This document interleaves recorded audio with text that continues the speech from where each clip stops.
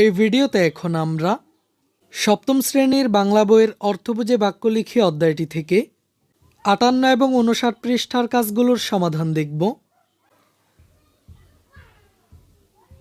এখানে আমাদের প্রথম কাজটি হলো খুঁজে বের করি।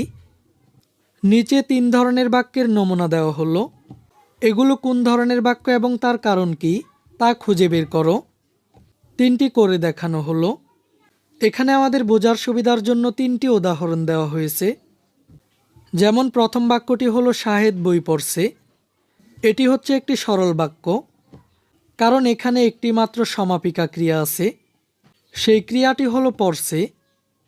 এরপর দ্বিতীয় বাক্যটি হলো যদি আমার কথা শোনো তবে তোমার ভালো হবে।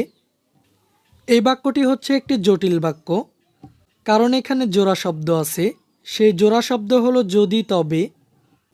এরপর তৃতীয় বাক্যটি হলো অনেক খুঁজলাম তবু ঘড়িটি খুঁজে পেলাম না। এই বাক্যটি হচ্ছে একটি যৌগিক বাক্য, কারণ এখানে দুটি বাক্য একটি যোজক দিয়ে যুক্ত, সেই যোজকটি হলো তবু। আর এখানে দুটি সমাপিকা ক্রিয়া আছে, সমাপিকা ক্রিয়া দুটি হলো খুঁজলাম পেলাম। এবার একইভাবে বাকিগুলো আমাদের নিজেদেরকে করতে হবে।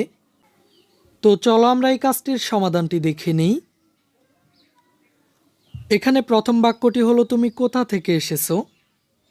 এই বাক্যটি হচ্ছে একটি সরল বাক্য, কারণ এখানে একটি মাত্র সমাপিকা ক্রিয়া আছে, সেই ক্রিয়াটি হলো এসেছো।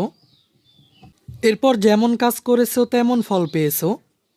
এই বাক্যটি হচ্ছে একটি জটিল বাক্য, কারণ এখানে জোড়া শব্দ আছে, সেই জোড়া শব্দ হলো যেমন তেমন। এরপর আমি সকালে হাঁটি আর তিনি বিকালে হাঁটেন। এই বাক্যটি হচ্ছে একটি যৌগিক বাক্য, কারণ হচ্ছে এখানে দুটি বাক্য একটি যোজক দিয়ে যুক্ত, সেই যোজকটি হলো আর। তাছাড়া এখানে দুটি সমাপিকা ক্রিয়া আছে, সমাপিকা ক্রিয়া দুটি হলো হাঁটি হাঁটেন। এরপরের বাক্যটি হলো সে ভাত খেয়ে স্কুলে গেল। এই বাক্যটি হচ্ছে একটি সরল বাক্য, কারণ এখানে একটি মাত্র সমাপিকা ক্রিয়া আছে, সেই ক্রিয়াটি হলো গেল। এরপর আমি পড়াশোনা শেষ করব, তারপর খেলতে যাব। এই বাক্যটি হচ্ছে একটি যৌগিক বাক্য, কারণ হলো এখানে দুটি বাক্য একটি যোজক দিয়ে যুক্ত, সেই যোজকটি হলো তারপর। তাছাড়া এখানে দুটি মাত্র সমাপিকা ক্রিয়া আছে, সমাপিকা ক্রিয়া দুটি হলো করব যাব। এরপর যখন তুমি আসবে তখন আমরা রান্না শুরু করব। এই বাক্যটি হলো একটি জটিল বাক্য, কারণ হলো এখানে জোড়া শব্দ আছে, সেই জোড়া শব্দ হলো যখন তখন। এরপর সবশেষ বাক্যটি হলো আজ ভোরে সুন্দর একটি পাখি দেখতে পেলাম। এই বাক্যটি হচ্ছে একটি সরল বাক্য, কারণ এখানে একটি মাত্র সমাপিকা ক্রিয়া আছে, সেই ক্রিয়াটি হলো দেখতে পেলাম। শিক্ষার্থীরা, এবার চলো আমরা আমাদের পরবর্তী কাজটি দেখে নিই। এখানে আমাদের কাজটি হলো বাক্য তৈরি করা। নিচের খালি জায়গায় দুটি করে সরল বাক্য, জটিল বাক্য ও যৌগিক বাক্য তৈরি করো। তো চলো আমরা এই কাজটিরও সমাধানটি দেখে নিই। প্রথমে আমরা সরল বাক্য দুটি দেখে নিই। তিনি ভাত খেয়ে ঘুমিয়ে পড়লেন। পাখিগুলো নীল আকাশে উড়ছে।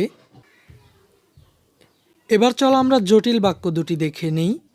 যে ছেলেটি এখানে এসেছিল সে আমার ভাই। যদি তুমি যাও তবে তার দেখা পাবে। এবার আমরা যৌগিক বাক্য দুটি দেখে নিই। সে এখানে এলো এবং সব কথা খুলে বলল। এরপর লোকটি অশিক্ষিত কিন্তু অভদ্র নয়। এই ক্লাসে এই পর্যন্তই।